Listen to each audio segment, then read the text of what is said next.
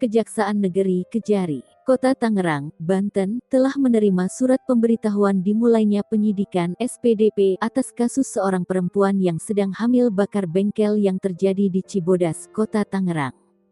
Dalam peristiwa kebakaran itu, 3 orang tewas yaitu yakni Ed 63, Li 54, dan Le 35.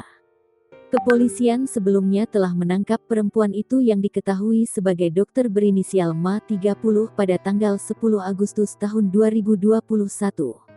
Dia ditangkap setelah membakar bengkel di Cibodas pada tanggal 6 Agustus tahun 2021. Kasih Pidana Umum Kejari Kota Tangerang Dapot Daryarma menyatakan pihaknya menerima SPDP kasus itu pada tanggal 16 Agustus tahun 2021 dari Polres Metro Tangerang Kota. Iya, SPDP sudah kami terima pada Senin tanggal 16 Agustus tahun 2021, katanya saat dikonfirmasi, Senin tanggal 30 Agustus tahun 2021. Usai menerima SPDP, Kejari Kota Tangerang kini sedang menunggu Polres Metro Tangerang Kota mengirimkan berkas perkara kasus tersebut. Setelah menerima berkas perkara, pihaknya akan meneliti kebenaran kasus itu. Bila berkas perkara itu sudah lengkap seluruhnya, maka akan dinyatakan P21.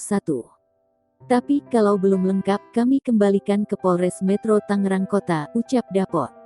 Motivasi Ma membakar bengkel itu karena sakit hati dengan salah seorang korban yang merupakan pacarnya, Le. Ma diketahui hamil di luar nikah, tetapi orang tua korban yang berinisial Ed dan Li tak mengizinkan Le menikahinya.